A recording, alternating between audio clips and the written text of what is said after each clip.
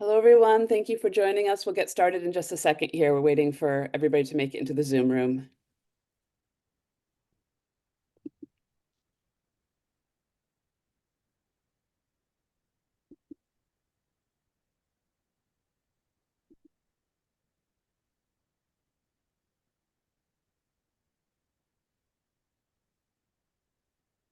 All right, hello and welcome to today's webinar. My name is Elizabeth Angel. I'm EERI's Communications and Program Manager. We're very excited to present this joint webinar with the Social Science Extreme Events Research Network and from EERI's Learning from Earthquakes program.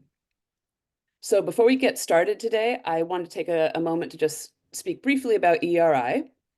For those of you who aren't familiar with us, the Earthquake Engineering Research Institute brings together people from a wide range of disciplines and backgrounds, both in the US and around the world, who share the common mission of understanding earthquake risk and increasing resilience in our communities. We provide members with technical knowledge, with leadership and advocacy skills, with networks, and with multidisciplinary context to help work towards this mission. So if you're interested in us, I'll share a link to join in the chat, and you can find out more about us at our website, eeri.org. And I also want to acknowledge the funding that makes this webinar series possible, both from the Federal Emergency Management Agency, from our Learning from Earthquakes Endowment Fund, and especially from EERI members like many of you. I also want to say that EERI's work wouldn't be possible without our subscribing member partners and organizations. We'd like to thank especially CSI, Commuters and Structures, Inc., for their generous support as our visionary member, as well as the California Earthquake Authority, Degenkolb Engineers, and Kinemetrics, as well as all of our silver government and bronze level members. If you or your company are interested in joining as a subscribing member, you can contact us at eeri@eeri.org. And on that note, I'll turn it over to my colleague, Maggie Ortiz-Millan, who's the Director of Programs at EERI. Hi, everyone. I'm Maggie Ortiz-Millan. Like Elizabeth said, I'm the Director of Programs at EERI, and I also manage our Learning from Earthquakes program. So I just wanted to say a few words about LFE before we get started. EERI has been conducting earthquake reconnaissance since the Institute's inception in 1948. And in 1973, the program was formalized with funding from NSF.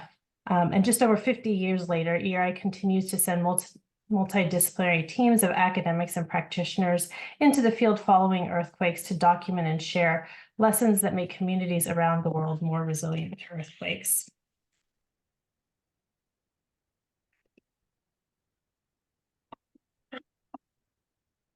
And today, the LFE program is supported by EERI members and donors to the LFE Endowment Fund. The establishment of this fund secures the future of LFE, and I'd just like to take a moment to thank all of our donors to the LFE Endowment Fund. This funding for LFE has given us the opportunity to maintain a sustained view on the impacts and recovery from the 2023 earthquakes in Turkey. Soon after the earthquakes, EERI sent a series of teams into the field to document initial impacts. Teams shared these observations through a webinar series and joint report. And in an effort to learn more about recovery and resilience, EERI has been fortunate to partner with the Social Science Extreme Research Network, EERI-SSEER, to support the Resilience Reconnaissance team that you'll be hearing from in this webinar.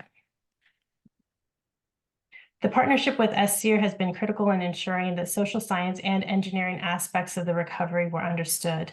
I'd like to turn it over to Lori Peak, founder and principal investigator of EERI-SSEER and director of the Natural Hazards Center and Converge at the University of Colorado Boulder, to say a few words about EERI-SSEER.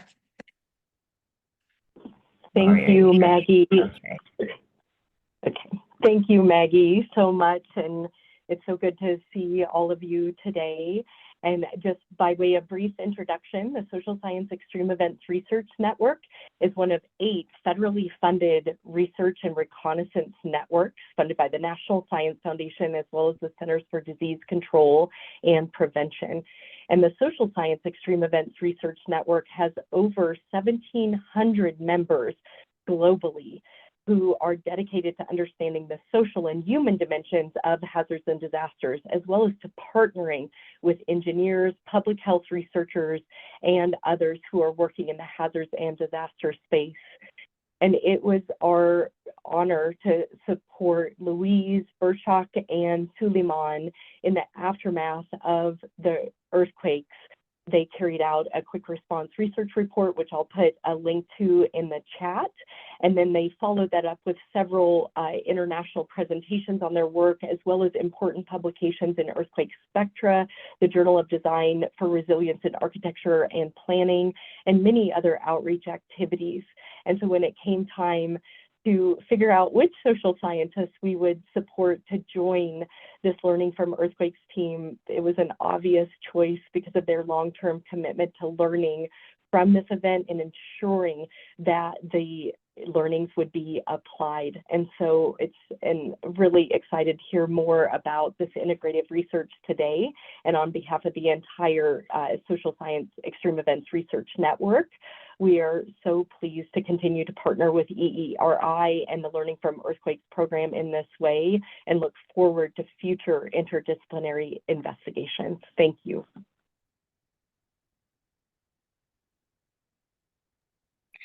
Thanks so much, Lori, and thank you again for this collaborative partnership. I think we really see the benefits on both sides. Now I'd like to introduce Mike Mieler. Along with Eduardo Miranda, Mike is one of the co-chairs of the LFE program, and he has led this team. I'd like to thank Mike for his leadership and turn it over to him to moderate the rest of today's webinar. Great, thanks so much, Maggie. Let me just make sure I've got control here. Okay, thank you. Good morning, afternoon, and evening, everyone. It is an honor to be moderating this joint EERI-SSEER webinar today. I'm joined by the distinguished list of speakers on the screen that you can see, and over the next 60 minutes, we'll be sharing observations of recovery from our recent reconnaissance mission. We visited Turkey last October to document the recovery progress approximately 20 months after the devastating earthquakes, and are excited to share our findings with you. Due to time constraints, however, not all members of the team will be presenting today, but most are in attendance and will be able to answer your questions at the end of the talk. So please make sure you add your questions to the Q&A forum button in the Zoom window in the webinar. Whoops, too many clicks. Before I introduce our first speaker, I wanted to provide a quick overview of the earthquake and our reconnaissance mission to help set the stage. I'm sure all in attendance are familiar with the impacts of the February 6 earthquakes, but I think it's useful to flash some numbers up on the screen just to remember how staggering they are. In Turkey, 14 million people across 11 provinces felt the earthquakes. It caused over 50,000 fatalities and 100,000 injuries, displaced 3 million people from their homes, and generated over $100 billion in losses. In terms of building damage, the earthquake caused severe damage or collapse to approximately 12% of the building stock across the 11 impacted provinces. And we'll go into more detail about the reasons for this later, but one of the main drivers of damage was the intensity of shaking experienced across the large regions of Turkey, which was recorded by a large array of seismic instruments. The figure on the left shows the earthquake spectra recorded in Hatay in blue and yellow, relative to the maximum considered earthquake MCE and design basis earthquake spectra DBE specified in the Turkey seismic design codes shown in black and orange. So as you can see, for structures with periods above a half second, the shaking intensity exceeded DBE and even MCE levels, meaning that a significant portion of the region's mid and high-rise building stock experienced shaking that exceeded what they were designed for. Given the unprecedented levels of shaking and damage, there was strong interest from US-based researchers to document and learn from the February earthquakes. As is typical following an event of this nature, there was a significant influx of international reconnaissance teams within the first couple months to document perishable data, including geotechnical and structural damage, before it is cleared or cleaned up. This influx is shown on the left, though it should be noted that this slide only captures US-based teams affiliated with EERI and or the Converge EERs. Even if the full list of international teams were plotted, which I think would be an interesting exercise, I think it would show a similar trend, a clustering of reconnaissance teams in the first few months after the earthquake and not much else after that. While these initial teams are incredibly valuable for gaining situational awareness and documenting perishable data, they capture only a brief snapshot of the earthquake impacts within the affected communities. Over the past decade, LFE and its partners have been trialing different approaches and tools for resilience reconnaissance, also referred to as longitudinal reconnaissance. This type of reconnaissance involves revisiting impacted regions several times and also widening the typical scope of reconnaissance from geotechnical and structural failures to the broader social, economic, and political impacts these failures have on essential community functions like housing, healthcare, schools, and businesses. Given the scale of impacts, LFE thought it was important to organize and send a follow-up team to revisit the impacted region. We started planning the trip in early 2024 and deployed a team in October 2024. The team was jointly funded by EERI and SSEER and comprised an interdisciplinary mix of engineers and social scientists from the US, Canada, and Turkey, as pictured on the right with the names below. The overarching objective of our deployment was to document recovery 20 months after the earthquake. We focused in particular on housing and business recovery, given the scale of impacts to these functions and the available data from previous reconnaissance teams. We revisited sites and re-engaged with key figures within the recovery process, thus providing a unique opportunity to hear about recovery from the program side, as well as see recovery in the field. And the speakers today will present aspects from both of these perspectives. I would like to now introduce our first speaker, Süleyman Çelik from Anadolu University, who will be speaking about the disaster management policies and organizational structures in place in Turkey and how they've informed the recovery process. Thank you, Mike. Let me see if I get the control. Yes, I think I got it now. Okay. Hello, everyone. I'm going to talk about Turkish disaster management policies and organizational structure in my presentations, and how these policies and structures affect recovery process after the Kahramanmaras earthquakes. As you may know, that Turkey is located on one of the most dangerous or risk area in terms of seismic risk, and over 90% of people and location are prone to seismic risk anytime, anywhere in Turkey. So it is easy to say that there is no safe place in Turkey when it comes to the earthquakes. And Turkish public administration throughout the years since Ottoman Empire tried to deal with this issue in traditional way. There was no such a very well established policies or organization until modern Turkish Republic. So it was the 40s and 50s Turkish public administration introduced policies and organization structure to deal with these disasters. It was after 39 Erzincan earthquake and some other earthquakes in North Anatolian fault line in the 40s, and Turkish public administration started to think that, we need to deal with this issue more precisely, and we need to deal this issue specifically. And then 1944, they created first earthquake zone map, and later on they established disaster bureau under the Ministry of Public Works. But major changes happened in 1959 when they established General Director of Civil Defense, and when also enacted the disaster law 7269, which is still in place and effective in Turkey.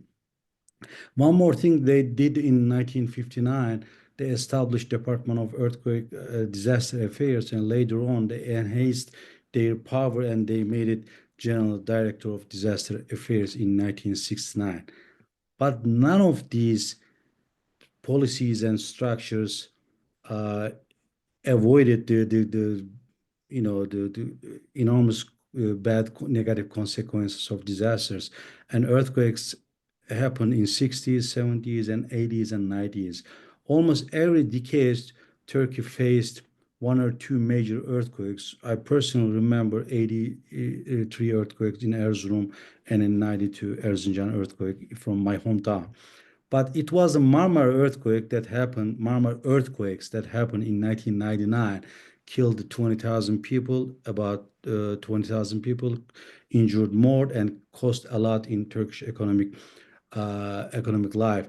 And then, more importantly, Turkish public administration and disaster managers started to think that, this is the heart of Turkey. If any earthquake happens in Turkey, in Istanbul, we could suffer a lot. And then they start to establish new organization structure and try to change the policies. Right after the earthquake, they established General Director of Emergency Management. But after 2000, now we have General Director of Disaster Affairs, General Director of Civil Defense, and General Director of Emergency Management. So these three organizations made coordination issue more difficult and confused a lot. So rather than solving problem, these three directories create more problem by itself. So in 2003, 2004, we had another earthquake in Bingöl, another one in Sultan Dağ, Afyon, etc.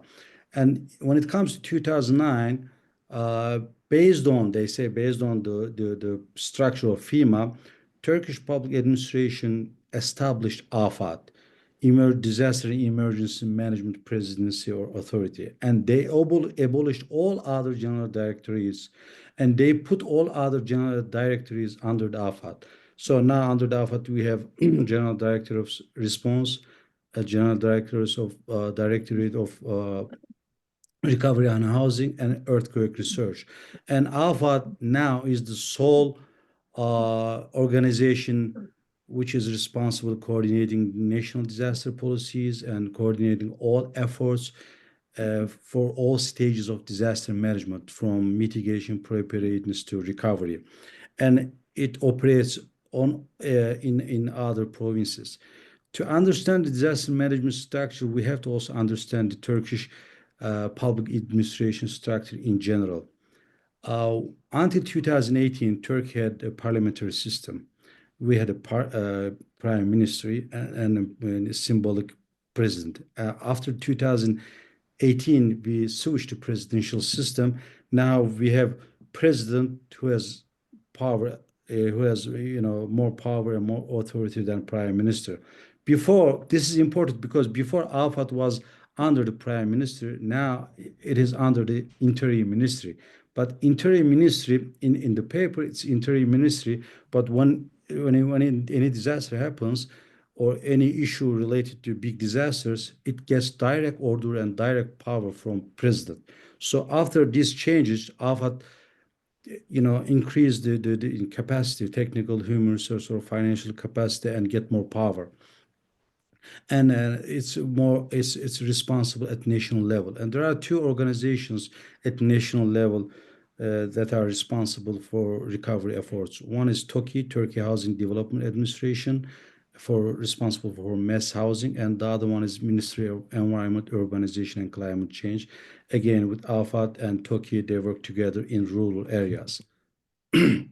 So in Turkey, when we speak about public administration structure, we have 81 provinces and over 900 districts. Every provinces have different number of districts based on population. There are, in every provinces has AFAD directorate. They work under Wali, which is the name of the governor, the province governor. And then together they coordinate these recovery efforts, and then they are responsible for this, the resources, funds, or for recovery, and etc. And districts, they are, the governors called kaymakam. They work coordinated with this province governors and AFAD, and they are responsible for recovery efforts in districts. And we have also municipalities.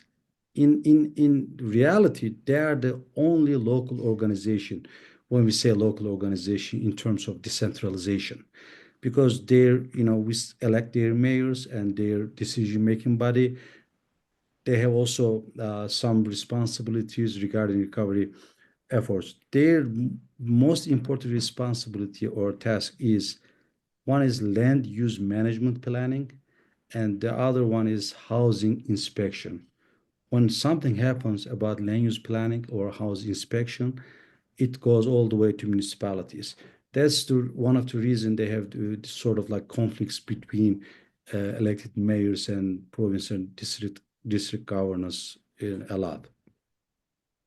So we have also a non-profit organization who took role in recovery process. Of course, in our project, in our report, we have only 4 as an example. Of course, we had more in the recovery process, but Turkish Red Crescent Society is the most important one that has, from from finding tent, providing tent, blood, some urgent emergency help to providing clothes and stuff like that. So they are the most important nonprofit organization in recovery process. So let me say my last slide as a findings. This structure in disaster management and general administrative structures create some factors that facilitate recovery efforts or hinder the recovery efforts. One of the positive things about this structure is the roles are clear at national, provincial, and district level, and this ensured efficient resource distribution. An organization like Kızılay, Save the Children, they fill the gaps to provide assistance to needy people in the area and victims. And also municipalities did some job, prepared recovery plans to meet the needs of local people. But the issue is more important that factors hinder the recovery. One of them is tension between the elected mayors and appointed governors. It created some difficulties, some conflicts in the recovery process, whose responsibility is what, and who has the money, who has the staff, and etc. So one other issue is that the factor that hindered the recovery process is different capacities and resources of municipalities resulting in disparities in recovery effectiveness. So in smaller municipalities, they had a hard time to help and to assist people and in the recovery process. But the wealthy municipalities like Gaziantep, they had some advantage to help people in recovery process. That's why some cities recovered very quickly.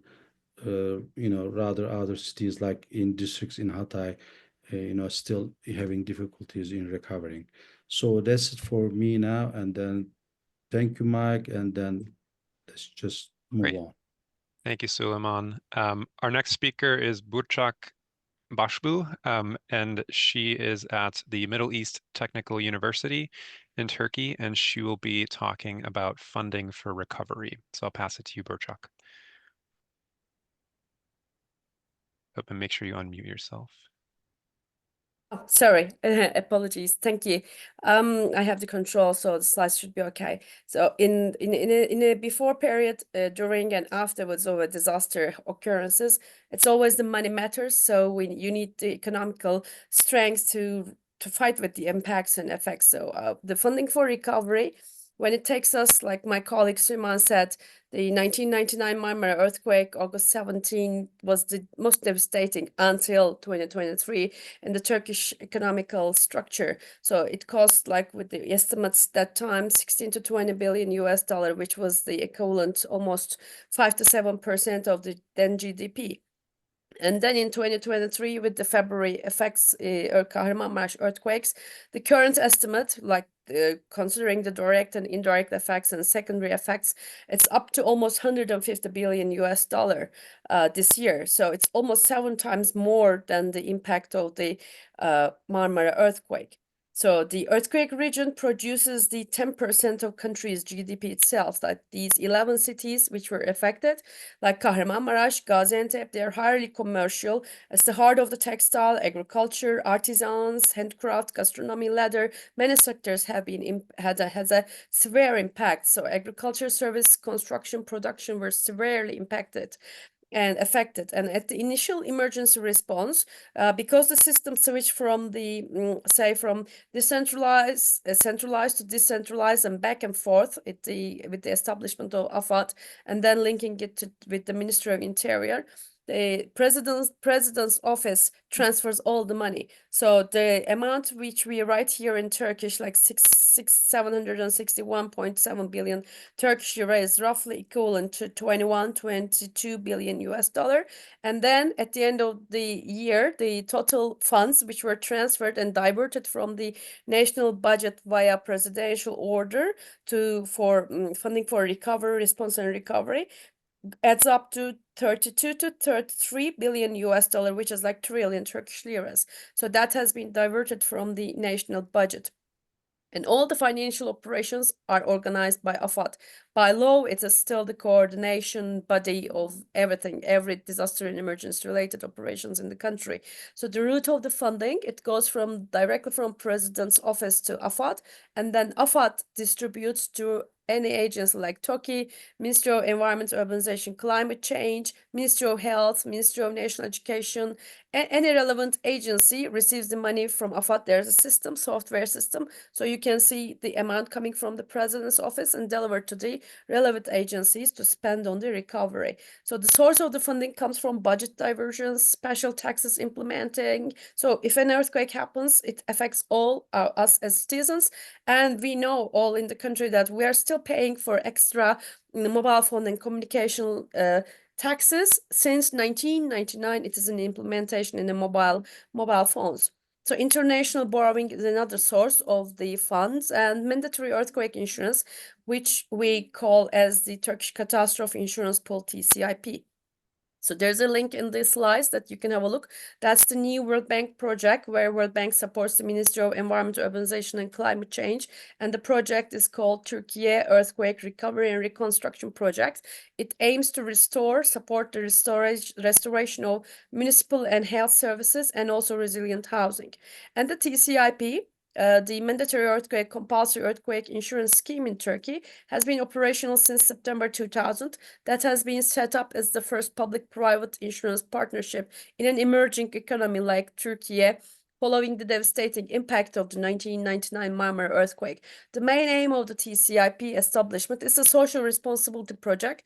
The policies, the compulsory earthquake insurance policies, does not aim for profit, but it aims to reduce economic burden on the national budget. So it's like high amounts of GDP. There needs to be some way of providing support to the national budget, going from paternal government idea where government does everything for everyone, and that's one of the incentives that was created. It aims to enforce the earthquake resistant construction. It aims to increase awareness and to be able to buy or sell a house in the deed operations and the gas, electricity subscription type of stuff. You need to provide your mandatory earthquake insurance policy. So when we were in the field, we observed all. So these are photos which I took during the recovery trip in October 2024. That says like people, there are lots of houses and lots of advertisements like this for rental or for sale. This says sale luxury flats, which is 2-bedroom, and they provide the communication, WhatsApp numbers, etc. And this number is from Germany. I don't know if maybe the construction company, somebody lives in Germany, I don't know, but this is the new design house so that you can buy it, but it needs to have the compulsory earthquake insurance, of course, to be able to do this. So in this photo, we see the rubble there, it's the new construction and the one which just finished, and on the right hand side, so it brings all at the same picture. And that's something that we need to think about money, because moving this rubble is about funds, building up this baseline is funding, creating this construction at the back, the 3-story apartment block, is something to do with the funding. The people who will buy these flats and who will be accommodated there, it's all about funding. So we need economics matter. That shows us, that's another photo from, oops, one back. It was about the rubble. So we still see these scenes in the earthquake region. So the rubble removal is another issue, which I think is very one of the key factors, logistic things, and it's something to do with finance as well in the recovery process and how to operate all these numbers and cranes and everything. That's something we need to write down in the economic plans. And that table will show you the provinces which were affected by the earthquake and number of the paid claims. So in total, Up to now, up to today, like this month, 470,000 people claimed their money back who owned the earthquake insurance policy before, and the paid claim amount in million Turkish lira is 34 million Turkish lira by the TCIP, Turkish Catastrophe Insurance Pool. Of course, there are legal cases because some two-story houses use the upper deck as the house and the bottom as a business facility. So that disaster law is another component here, but there are still legal cases where the TCIP has to deal with. But it is overall a quick system to get your money back if you were affected by the earthquake. It aims to pay your money back in maximum 1 month time if everything is in order, and making a claim is very easy. You call a number 125, dial number 125 and make your complaint, and they send an expert, and within 1 month back, you take your money back. I think that ends my slides, and I pass the word to Dr. Comfort. Thank you. Thank you, Burçak. Yeah, I'd like to introduce our next speaker, Louise Comfort. She's Professor Emeritus at University of Pittsburgh and currently an affiliate researcher at UC Berkeley, and she'll be talking about observations of community redevelopment. So over to you, Louise. Right, and I am delighted to acknowledge my two Turkish colleagues, Burçak and Süleyman.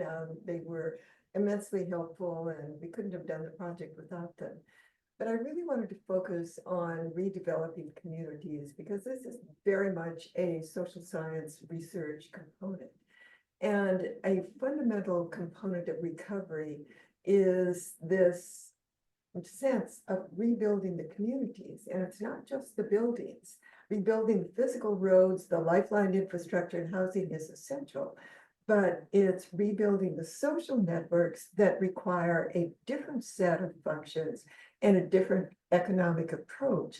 And rebuilding, importantly, includes rebuilding the vision and the empathy spirit of a community that has endured tragic loss. And so in mid-October in 2024, we were looking to see how well the communities had recovered. And in fact, we saw mixed responses. Some communities were thriving. They were moving ahead. They were building new buildings, finding new housing. They were setting up new businesses. But other communities were lagging. They were waiting for government assistance and were reluctant to act on their own. Now, interestingly, the government policies were crafted very carefully to treat all groups the same. So the question is, what is the difference? It was really the difference in practice, where local leaderships and social networks provided emotional support. Many of these networks had been established long before the earthquakes, and they provided encouragement and support to residents, information as they sought to rebuild their lives. So the question we were looking at was, can communities collectively learn and transform their shared trauma into a revitalized vision of future, maintaining their links to history and culture? So this is a complex process. And what we were looking for was to determine what are the critical nodes in a community that, if strengthened, engage other nodes and regenerate an active learning process for the community. And also, which nodes, if ignored or overlooked, disrupt the activity in other nodes and diminish a collective learning process. It's an interactive, complex, dynamic process. And we discovered that 4 functions are essential to a community's capacity for housing. And they are housing, school, or community's capacity for recovery. It's housing, schools, businesses, and health services. These functions are interconnected. So if one function improved, it led to a positive adaptation in the other 3 functions. But if one function stalled, it stalled performance and in the other 3, and the community stagnated. And so we looked at housing as the most immediate need. And there were 3 phases in the process of providing housing to the survivors in these cities. The first was a shelter in tents, and this period lasted about 6 to 8 weeks. Tents were provided directly by AFAD, but many of them had been contributed by international partners through the United Nations OCHA program. Then from shelter in tents, the survivors were moved into what were called container cities, and they usually spent about 18 months or more in them. And the third stage was to transfer the families to newly constructed apartments and homes. And this was just beginning when we were visited in mid-October 2024. The goal was to complete transfer of all families to new housing by the end of 2025, a rather ambitious goal, but they were really committed to it. So what were the container cities? The container cities required time for construction. You had to clear the ground, move the containers in and get them established, install electricity and water. And these cities were designed to meet community needs. So each one had a school, it had a health clinic, it had job counseling. And as families moved in, they bonded over their shared trauma and began to form new social networks. And in these container cities, families lived rent-free with electricity and water services and a living stipend paid by government. Most of them had lost not only their houses, but also their jobs, so they had no means of buying groceries, until they could get a job. And so the government did pay a modest stipend of 7,500 lira. And the role of nonprofit organizations that Suleiman mentioned was really critical in the container cities because they provided services to residents that the government could not provide. For example, haircuts. And they also provided a center to develop job search skills and help people to develop their resume. But there was indeed a controversy over the allocation of new units, and this was the transfer of families from container cities. These units were allocated by lottery to ensure against bias, but some families in the container cities were reluctant to leave.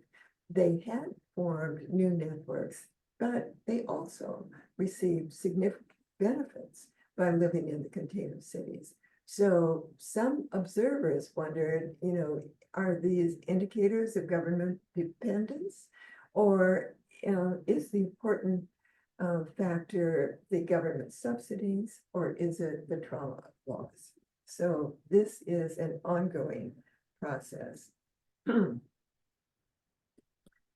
And when we also looked at businesses, now businesses suffered serious disruption in transportation, access to supplies, loss of trained personnel, and importantly, loss of customers. Recovery for businesses was easier in the larger, less damaged cities like Gaziantep than in the heavily damaged cities like Antakya. Government loans were available to assist businesses to reopen, but the process of applying for these loans was onerous. You had to fill out forms, it had to be approved, you had to wait for the payment, and meantime, you were losing that time and that money. And so many times, enterprising business owners took the initiative and reopened businesses on their own. In Gaziantep, we were privileged to attend a meeting of the Association of Women Entrepreneurs in Gaziantep, Garjikad. And this was an extraordinary meeting. There were about 53 women entrepreneurs in the meeting. They all had lost their businesses. Many of them had also lost their homes. But many of them had also banded together, shared information, shared support, and most of them had reopened their businesses or even started new businesses out of the needs that were discovered in the earthquake. And there was one example of self-organization in Antakya, where the owner of a weaving shop, building was really severely damaged, but he was able to salvage his looms, and he started weaving on his own. Then he trained new personnel. He used his own skills and resources to reopen the business and created new jobs for people that also needed jobs. And he was very upbeat and looking forward to the future, and his friends had started a new business by distributing bottled water to people in container cities. Now, other community functions that were very important were schools and health services. And the top photo on the right is actually a school in Antakya that had been retrofitted according to the earthquake codes and supported by the United Nations. So the school building was still standing. Inside the schools, they were actually holding classes while we were there. And there was some non-structural damage, but the teachers were teaching the students. We visited a kindergarten class, first grade class, and it was really exciting to see them there. And in other communities, several of them focused on reopening the schools. And in Gobashi, for instance, almost all of the schools on one side of the river were destroyed. Schools on the other side were not. But the school buildings were used for recovery purposes. So the school district set up tents, and they were holding classes in tents. And because the district had placed that emphasis on education, the teachers came back, they were committed to the school, and the children placed very well in their exams in June after the earthquakes. I believe it's June. Now, in health services, there was also a very serious strain on health services. Most hospitals survived, but medical staff were among those injured, killed, or displaced. And that created a lack of trained medical personnel in these cities. And in addition to that, the stress of the earthquake and the continuing disruption of trying to live in cities as they were struggling to rebuild caused physical symptoms that led many survivors to seek medical care. We did see an increase in anxiety, an increase in depression, increase in stomach aches, and there was a heavy demand for medical services. And this burden literally was alleviated by volunteer medical staff who provided services to residents of container cities who may have lost their own physicians and access to them. So that's it for me, and I'm turning it now to Carlos. Thanks, Louise. Yeah, it's my pleasure to introduce Carlos Molina-Hutt. He's at the University of British Columbia, and he'll be sharing observations on building recovery pathways. Over to you, Carlos. Okay, thank you, Mike. So as you just heard, my name is Carlos Molina-Hutt, and I'm going to get us started with some of our engineering observations of the recovery from the 2023 Turkey earthquakes.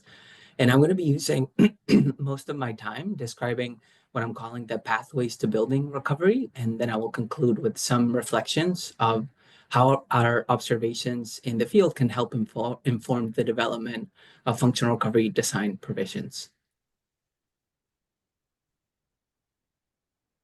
Okay, so as we heard at the very start of the presentation, when Mike was offering an introduction, the intense seismic shaking during the 2023 earthquakes resulted in unprecedented damage to buildings and infrastructure across 11 provinces in Turkey.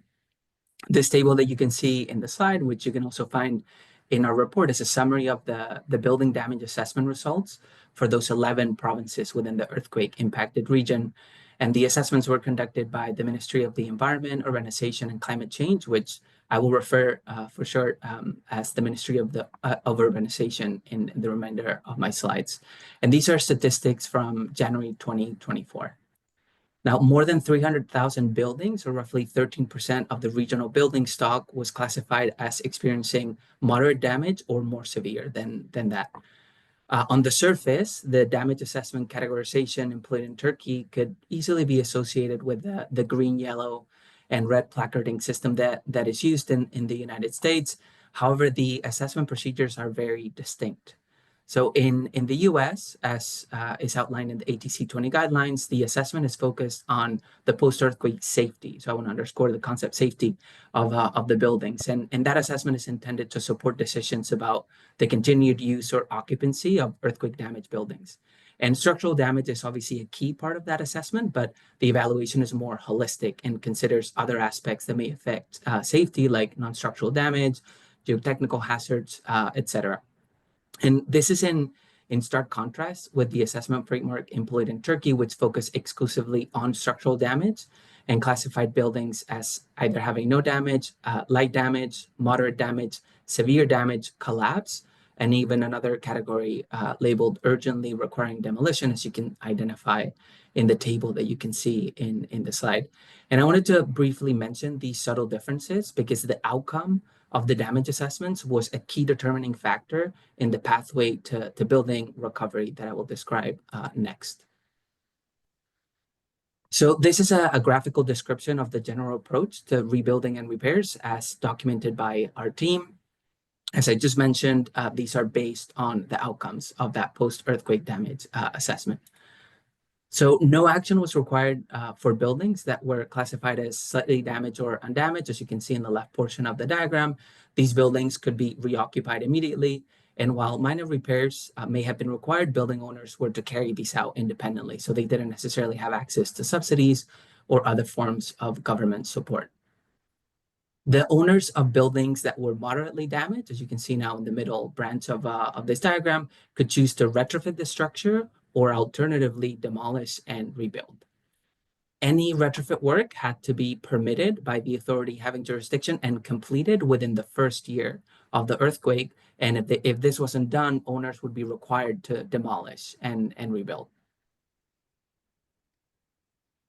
Now, while no grants were available for retrofit activities, a 10-year loan of up to 400,000 Turkish lira was available, and this loan was interest-free and had a 2-year grace period. Now, if pursuing the option to demolish and rebuild, owners could either choose to lead these activities independently or allow the government to lead these. For owner-led rebuilds, access to a standard government subsidy was available. As you can see here in the annotation, this subsidy consisted of 500,000 Turkish lira as a grant. This is roughly 14,000 US dollars, plus an additional 500,000, sometimes more, Turkish lira in the form of a loan that also had a duration of 10 years and was interest-free with no payments required for the first 2 years. For government-led reconstruction, residents would have to pay back the full cost of the unit within 10 years with no payments required for the first 2 years of occupancy. For buildings classified as severely damaged or collapsed, these essentially had to be demolished and rebuilt, as you can see on the right branch of the diagram on the screen. And this, of course, would also include those buildings flagged as urgently requiring demolition. So here we have a similar condition to that of the demolition and rebuild in the moderate damage path. So for owner-led reconstruction activities, access to that standard government subsidy that I previously described was also available. And again, for government-led reconstruction, the full cost of the unit would have to be paid back in 10 years. Now, looking at the complete picture, there are some other aspects worth highlighting. One of these would be this notion that for government-led rebuilding activity, this was totally dependent on whether the building was located in an urban setting or in a rural setting. So thinking of cities versus villages. So I want to tell you a little bit more about that. Reconstruction in urban areas consisted of multi-story reinforced concrete structures adopting a range of seismic force resisting systems, whereas in rural areas, these typically consisted of one-story detached houses, as you can see in the images on the slide. In urban areas, construction was overseen by TOKİ, the Turkey's Housing Development Administration, whereas in rural areas, reconstruction was managed collaboratively between the Ministry of Urbanization and TOKİ. And regardless of the location and construction type, the funds for these reconstruction activities were always provided by AFAD, as Süleyman mentioned at the start of the presentation. So that was Turkey's Disaster and Emergency Management Agency. And AFAD ultimately allocated units to individual owners. Now, in theory, those who owned multiple damaged properties were only able to recover a single unit, and this would also apply to the government subsidy that I talked about earlier. But this was a little bit unclear, with some officials indicating that owners of multiple units before the earthquake would be able to recover the same number of units in an urban setting, but they would only be able to recover a single unit in a rural setting. Now, that's sort of a general understanding of that of the pathways to building recovery, but there are a few more things that are worth highlighted, and I wanted to go through some of these with you as well. There was a general understanding that the seismic performance, I would say the poor seismic performance of buildings during the 2023 earthquakes, could be attributed to poor design, workmanship, and lack of good quality control, rather than the actual design regulations in place. And this issue was perceived to be largely addressed by charging the Ministry of Urbanization and TOKİ with the procurement of reconstruction projects. These bodies were quite judicious when selecting seismic force resisting systems for reconstruction to ensure that new structures were similar to those that had been seen to perform relatively well during the earthquakes, for instance, tunnel-form construction methods. Now, some changes to the 2018 edition of the Seismic Design Regulation are now being discussed, including a reduction in design drift limits, and Egemen will talk a little bit more about these later, but these had not been implemented in any of the construction projects that we visited. So all retrofit and reconstruction activity was carried out in accordance with the 2018 Seismic Design Regulation, which was the one that was in place at the time of the earthquake. Government-led reconstruction, whether it was in an urban setting or in a rural setting, could take place in situ at the same location where the original building was, or in a satellite location in the vicinity of the village or city whose occupants had been displaced. These satellite locations were prioritized, and this is because it was a lot easier to carry out construction activities. However, these satellite locations pose some challenges in terms of the infrastructure needs and the social needs that Louise was talking about earlier. And on top of that, the satellite locations weren't necessarily always desired by potential occupants of these buildings.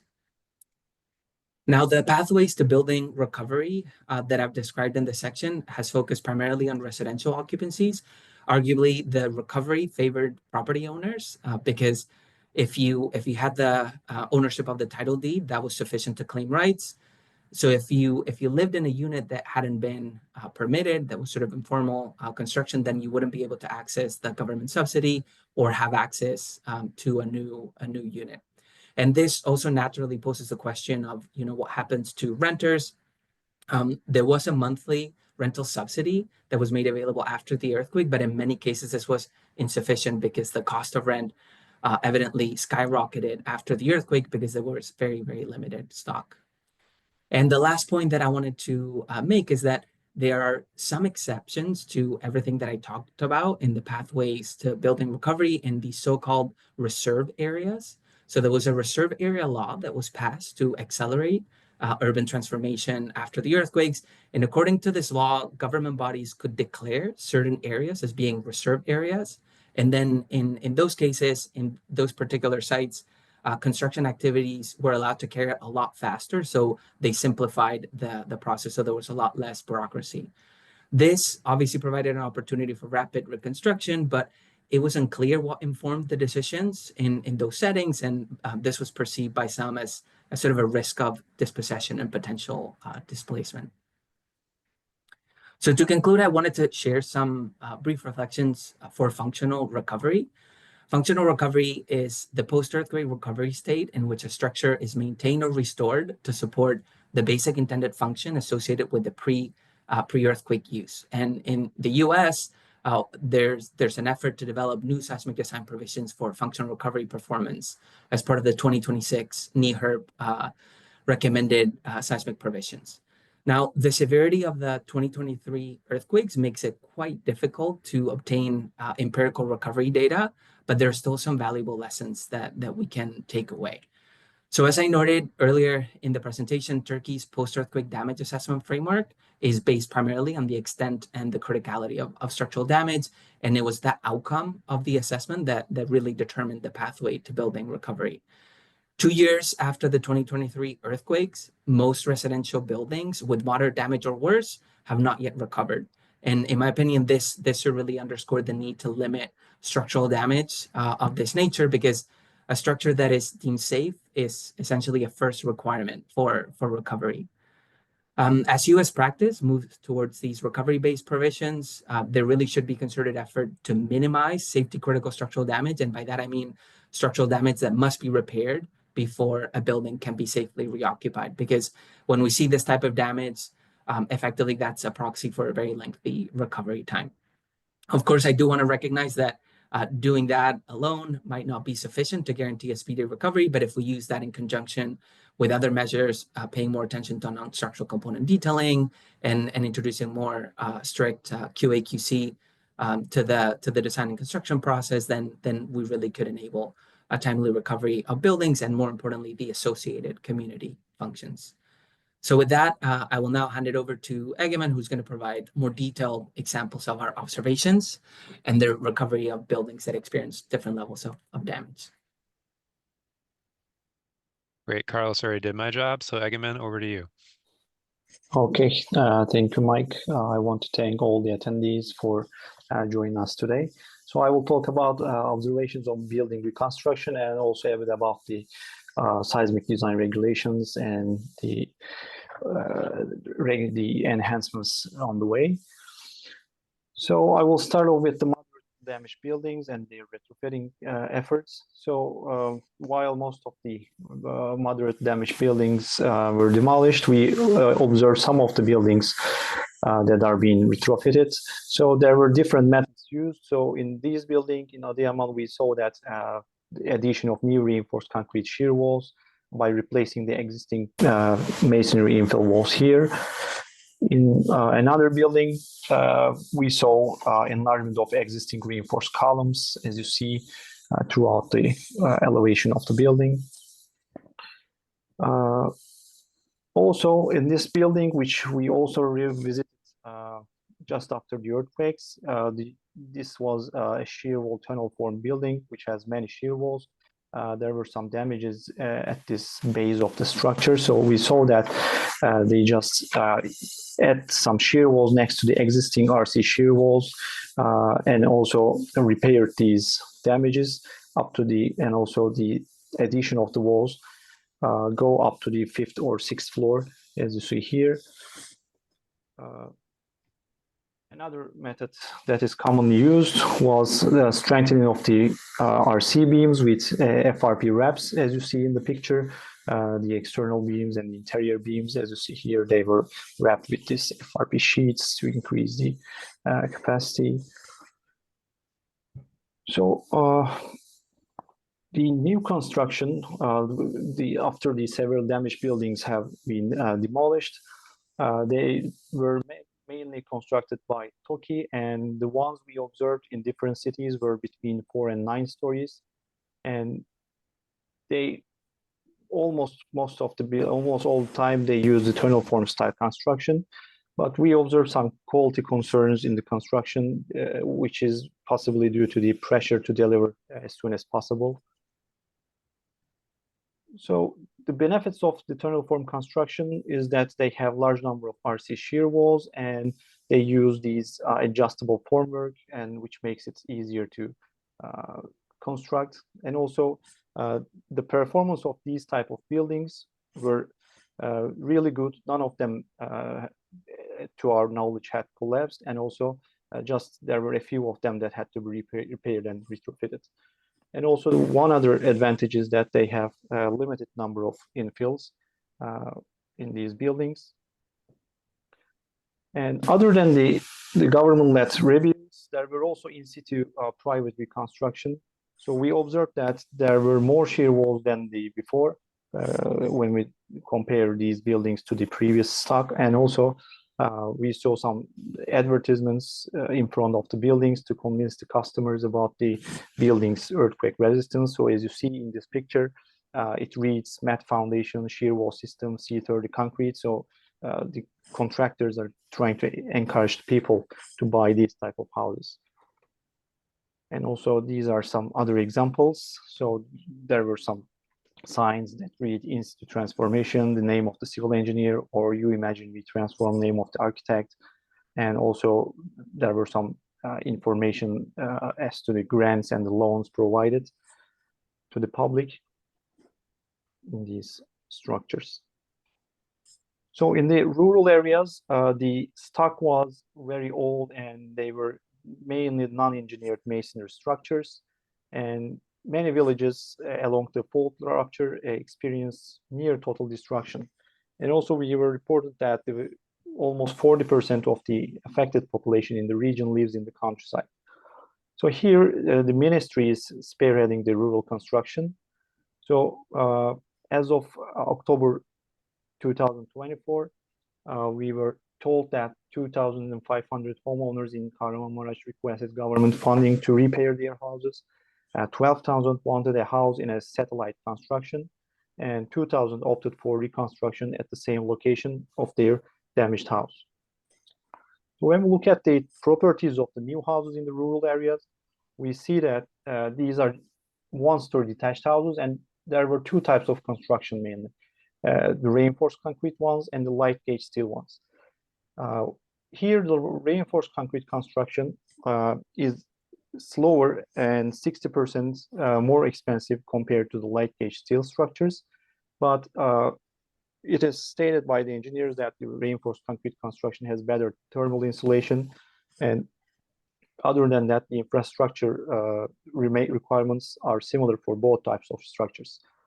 And when we talk to the contractors or engineers who are in charge, they say that the building in a satellite location is more preferable due to the easier logistics in these type of sites. So also I want to talk about a bit of seismic design regulations in Turkey. So seismic design regulations have been heavily influenced by the US practices since the 1970s, and a modern seismic design regulation which incorporates the capacity design principles was introduced in 1998, replacing the older 1975 code. And just 1 year later, these 1999 earthquakes in northwestern Turkey brought some significant enhancements together, which were a revised reinforced concrete design standard, seismic performance assessment and retrofitting procedures, or mandatory construction inspections, also the use of matte mix concrete instead of the hand mix concrete, and also adoption of deformed low carbon steel rebars instead of plain rebars. So the latest seismic design regulation was issued in 2018, but still an engineering licensure system is not available in Turkey, unfortunately. So when we look at the general properties of the building stock, approximately 90% of the buildings in the affected region have reinforced concrete structural systems. And the most common system was the reinforced concrete moment frames with little to no shear walls. And also they have many infill walls within the frames.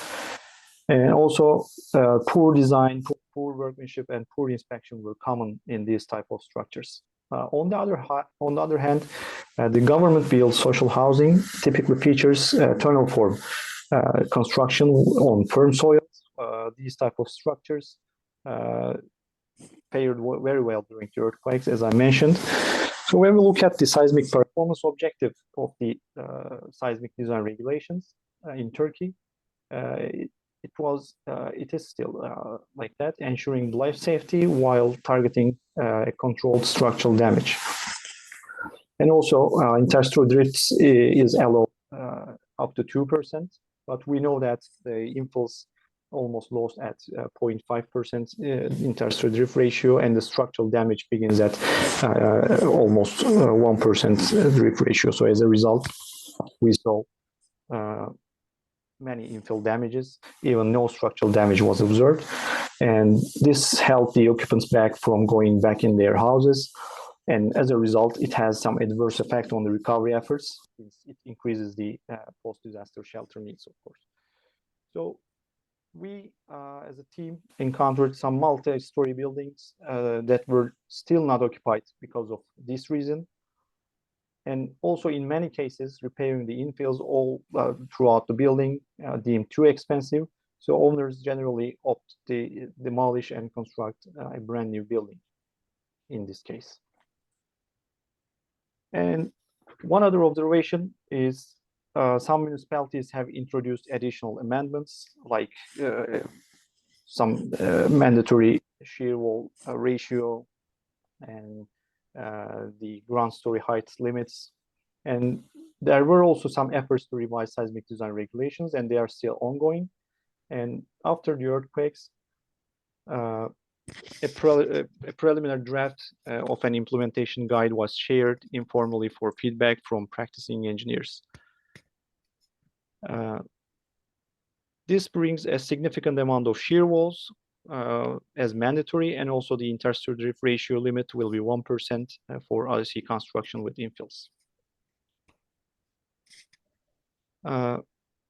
One other thing is that the ministry recently held a workshop towards an engineering licensure system, so hopefully it will be in effect in a near future. So as conclusions, we saw that the engineering experience and the technical expertise available in Turkey made it possible to quickly repair and retrofit the lightly or moderately damaged buildings. And also fast and widespread reconstruction is underway due to both TOKI and ministries' almost 40-year experience in mass housing. So we can say that not just for Turkey, but all over the world, seismic performance objectives must be updated to align more closely with the needs or the expectations of the occupants, and also for faster and more efficient recovery. So that's all from me. Now I will pass it over to Mike. Thank you. Great, thanks, Egemen. Let me see if I have control. Okay. Yeah, just a few closing remarks before we open up to question and answers. We've gotten a lot of great questions in the chat, so keep them coming, and we will do our best to answer all of them live, even if that means staying over for a few minutes. But before we get to that, I just wanted to share some initial some of the thoughts we had around potential future studies, kind of building off of the observations that were shared by the presenters over the last few minutes. So one of the things that I think for me personally was surprising was just the amount of construction taking place across the country. Large housing developments near the centers of cities and also at the outskirts of major cities. And while we were there, these developments were very much still under construction. Only a few of the units have been occupied, and therefore it would be valuable to track over time how quickly that housing is built and more importantly reoccupied, and how well it serves the needs of new residents. I think the government has a goal of finishing construction by the end of 2025, so everyone that was displaced should have a home available to them. But it remains to be seen whether they hit that mark and how well it serves the needs of the impacted communities. Another issue that came up was just, or one of our objectives, sorry, was to revisit as many of the same sites as we could in previous deployments, and we were able to revisit a large or significant portion of them, but unfortunately not all, given time constraints. So it'd be valuable to conduct a more robust investigation of larger set of buildings, especially those that were damaged but not yet been demolished, and also those that have maybe been tied up in litigation, as noted by some of the previous speakers. Carlos and Burçak discussed the financial resources available to homeowners to support the building recovery process. We were trying to also understand and gain a clear picture of the resources available to renters affected by the earthquake, but we were unable to kind of gain a complete understanding of that. So there's a concern that renters may be left behind in the recovery process. So we thought it'd be valuable for some further investigation to identify those resources and also identify if any other groups are being left behind in the recovery process. And then, due to all the reconstruction observed across the region, it would be interesting to investigate the obstacles and challenges encountered by homeowners who chose to rebuild on their own. They were, potentially competing with the government for construction materials as well as construction crews, and so we didn't get a good sense as to whether there were challenges experienced by individual homeowners as they undertook the reconstruction process on their own. As you noted previously, the earthquake displaced 3 million people, likely triggering significant demographic changes across the affected region. Detailed studies of these changes, including how the reconstruction policies of AFAD affected them, would be incredibly valuable, but have not yet been undertaken, at least not by our team. And then last, as Louise noted, we observed differences in the delivery of recovery services among religious, gender, and ethnic groups in practice, despite a stated commitment in written policies for fair and equitable treatment of survivors. This issue can erode confidence and trust in government policies by members of these groups and hinder the process of social healing after a major disaster. We believe that further study of communication and coordination between government officials and local community leaders would bring new insights to the process of bridging these cultural divides in these communities.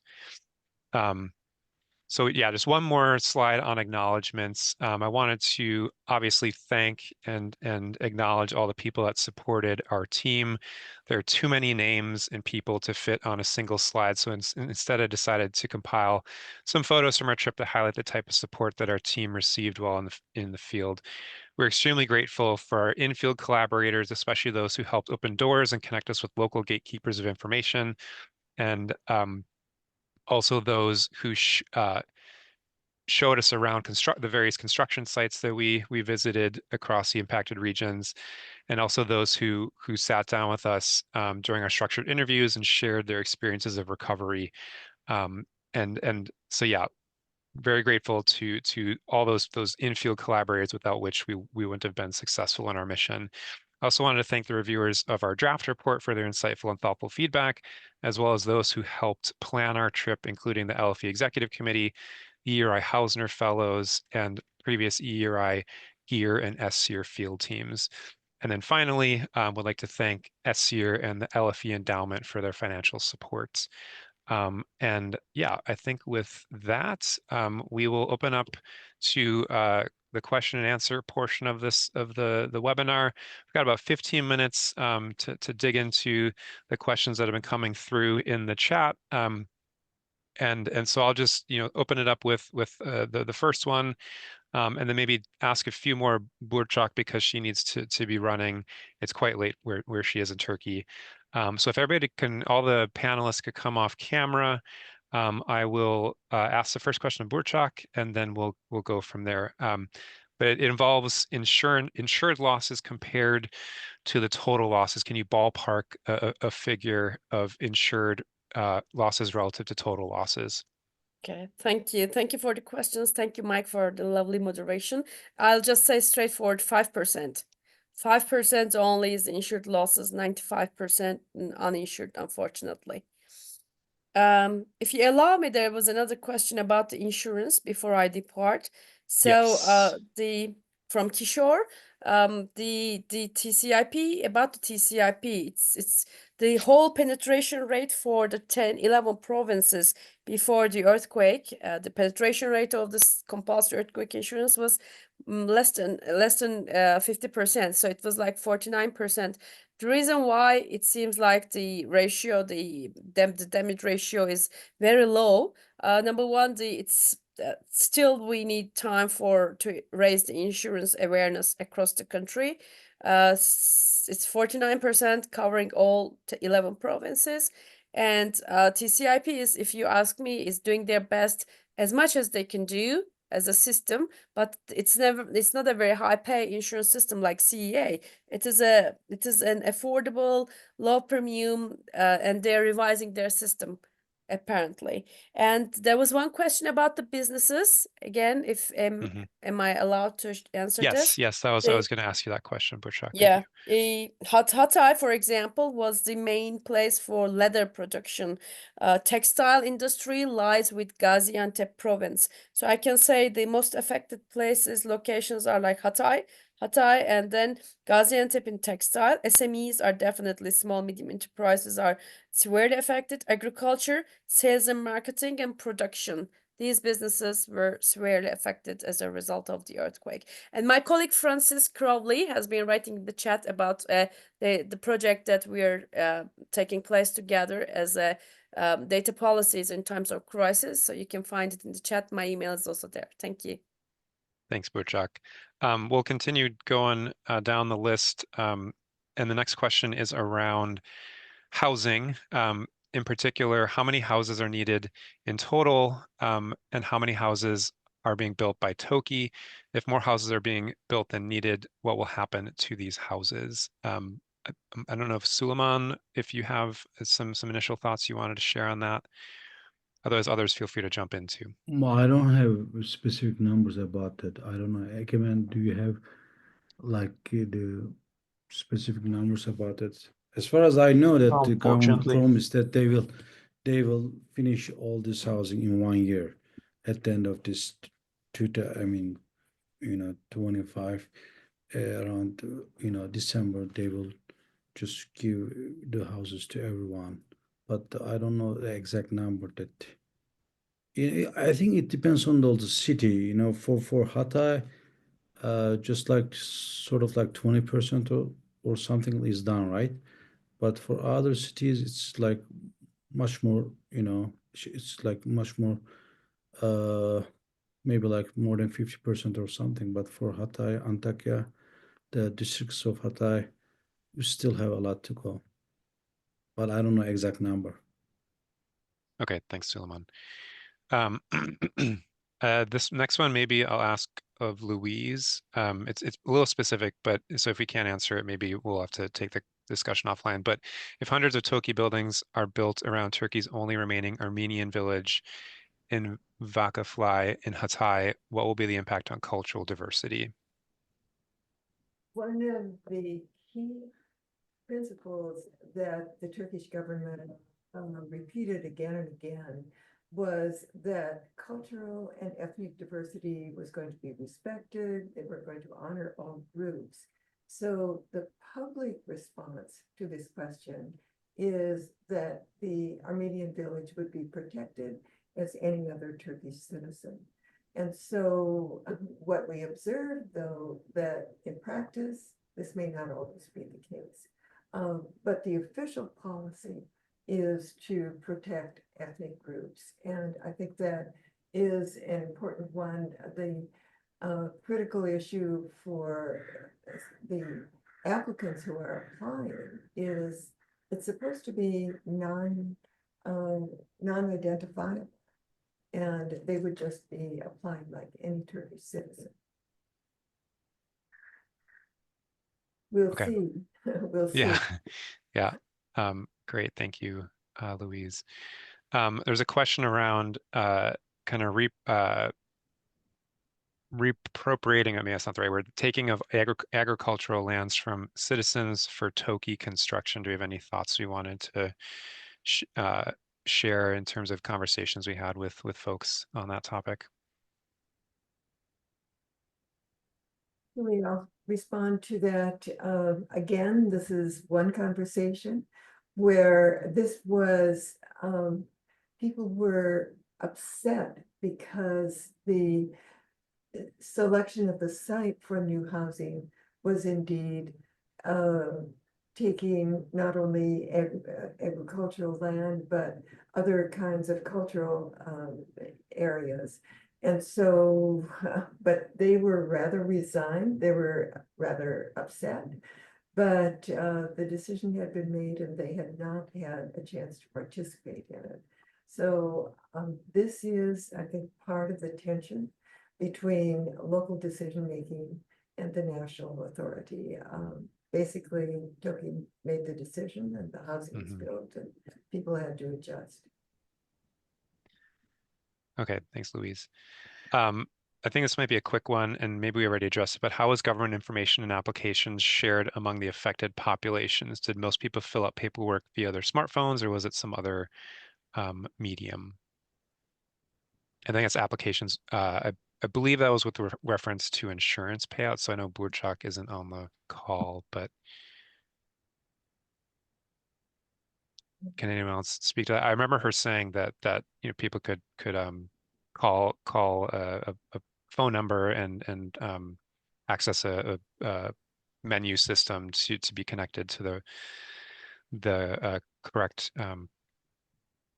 person or resource. But besides that, anybody else have any other insight they can share on that one? Otherwise, maybe we'll have to follow up offline on that one. So just one quick comment. This was one of the very bright spots in recovery because the penetration of cell phones in Turkey is 101%. So WhatsApp groups were developed. They could identify numbers where they could call for information. I don't know whether they could fill out the forms on the phone. Okay. Question about price gouging in the housing market following the earthquake. Do we know if the government intervened to prevent that from occurring? What, say it again?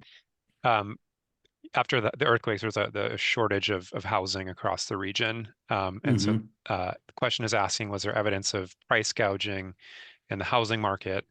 And then if so, did the government intervene to address that? Not specifically for that, but there was a, like last 3 or 4 years, there was a high inflation. And then until last year, government put 25% increases in the rent maximum. But this was not because of the earthquake. Other than that, it's free market, people, it depends on the people. I know some people, they give their houses for free for 1 year. But some people, there was not specific, intervention for that. But there Mike, was. and maybe it's worth noting there that for the government-led reconstruction, when we mentioned that owners would have to pay the full cost of the unit, that was at cost, right? It wasn't a market value. So the idea is that you really are providing a low barrier, right, to re-access your unit or your property. Carlos, I think you answered the question about the 1 year time limit. Is that correct? But just want to speak to that real quick. Yeah, there were a couple questions about the 1 year deadline for carrying out retrofit activity. Our understanding was that was really intended to, expedite recovery. But of course, in many cases, what ended up happening is that promoted more of a demolition and rebuild rather than the retrofit. We did see evidence of retrofit activity, but my perception was that was a minority, right? The majority of cases ended up resulting in demolition and rebuild. And I don't know if Egemen or some of them ended up in court. Some of them, so yeah. I didn't mention that during the presentation, but it also is something that I tried to come up. If the pathways to building recovery were conditional on the outcome of the damage assessment, right? As I tried to convey.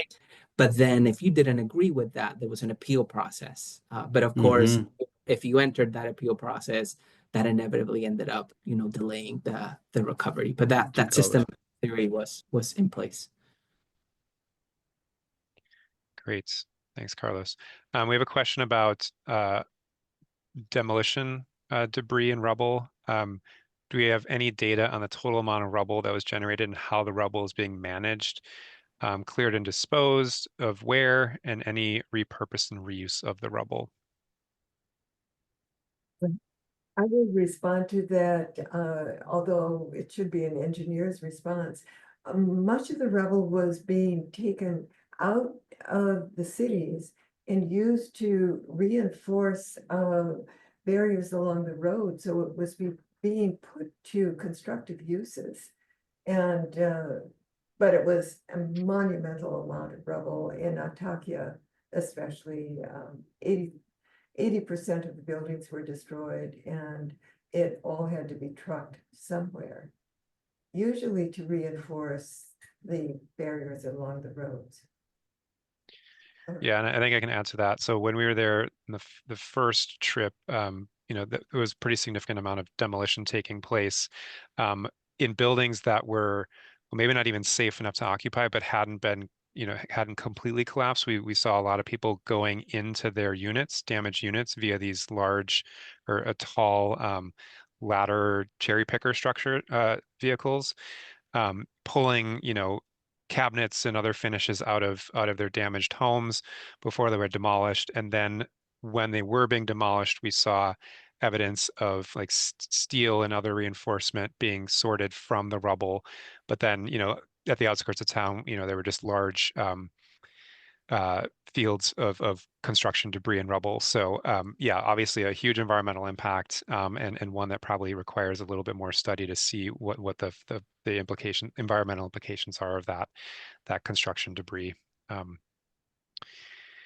We have a question, just recognizing we got a couple minutes left here, and I think we got probably a few too many questions to get through in 2 minutes time. So if it's okay, we'll go a little bit over, and if you need to drop, obviously, you know, feel free to do so, but I want to make sure we get these questions answered. Since they didn't use ATC 20 evaluations in Turkey, this question is asking where can we find the post-earthquake assessment procedure? Can we drop that link in the chat somewhere, Egemen or maybe Halil?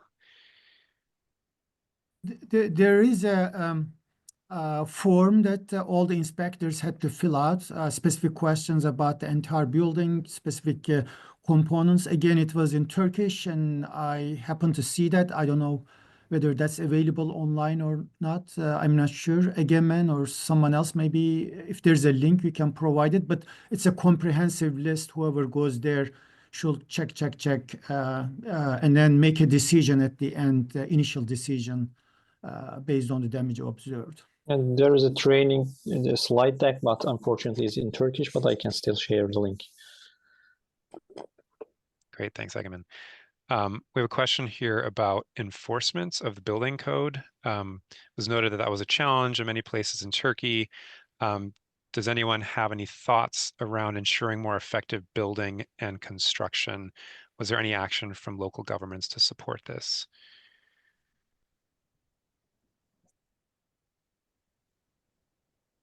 Egemen, do you have any?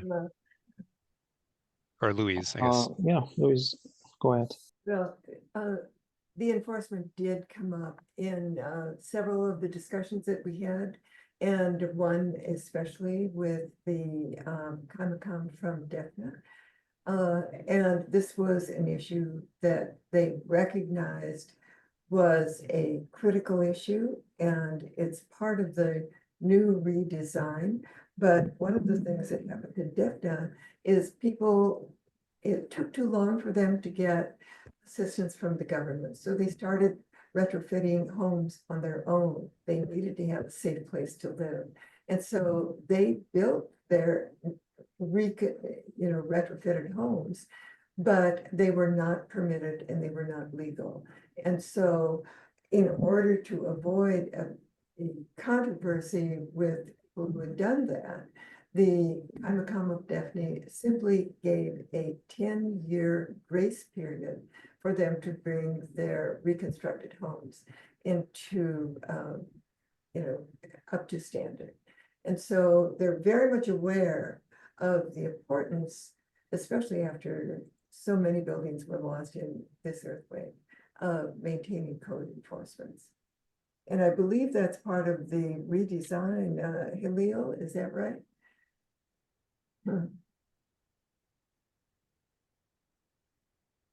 So are we talking about the approvals? The redesign of the construction codes and regulations, that they will be redesigned, and that AFAD is going to hold training seminars for local officials. And that this was a very important part of translating the lessons from this earthquake into better, stronger mitigation. So the training at the local level and a simplified version of the construction code was going to be an important part of the rebuilding, reconstruction process. I think that's an ongoing process, but there is one thing that Carlos mentioned, and there was a question somewhat related to this.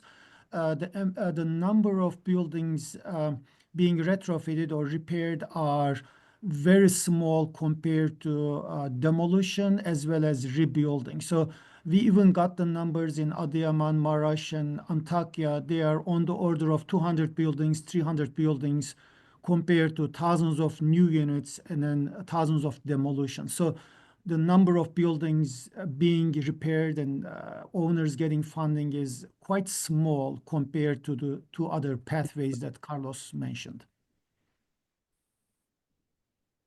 Okay, thanks, Hula. I think in the interest of time, we'll move on. And this one is hopefully pretty quick. And I'll ask Egemen, do you know when the planned release for the new version of the normative design spectra is? Not exactly, because I think there were some debates whether to make it in effect as soon as possible or wait for 1 year for a transition period. But I'm not sure about the final decision if some decision is taken. Okay, thank you. Question about the influx, or if there is an influx of international designers, or if the design of retrofits is mostly being handled by local firms. Not sure we have a good sense of that from our observations, but Halil, Egemen, any thoughts on that?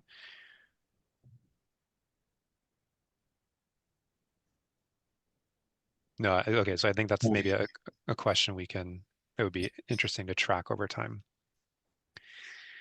I think a similar response for a question around the number and percent of structures tied up in litigation. I just don't think we have good numbers of that from our visit, but that was something that we had identified as wanting to follow up on. So hopefully more to come in that space. With that one, I think, sorry, I jumped in, but that also apparently depended on the location. Kahramanmaras had a lot of buildings standing in a really damaged position. So locally, a lot of people went to courts and disagreed with assessments. So we have seen many of them, right?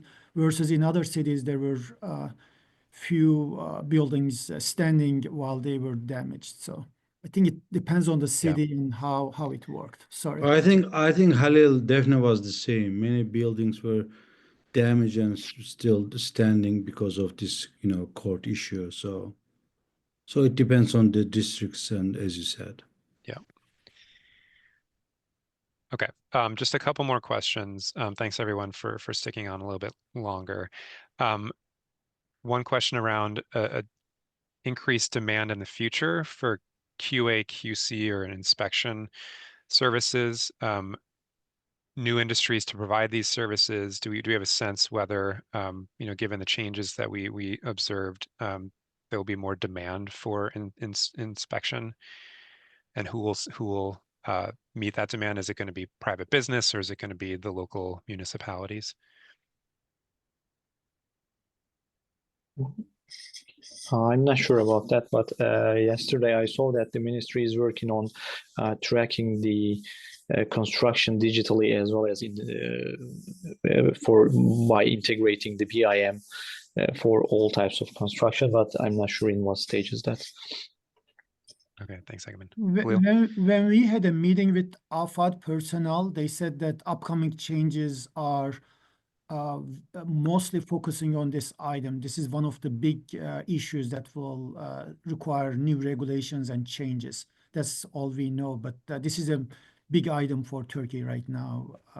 That's what they are working on. Great, thanks, Halil. Question about evidence or damage data to support the 1% drift limit requirement, noting that current ASC 722 standard only requires 2.5% drift limit for structures in risk category 2, other than masonry shear walls 4-story or less. So yeah, any evidence to support that 1% drift limit that is being enforced, Egemen? Now, this 1% limit is for the buildings which have the infill walls and not isolated from the surrounding frame.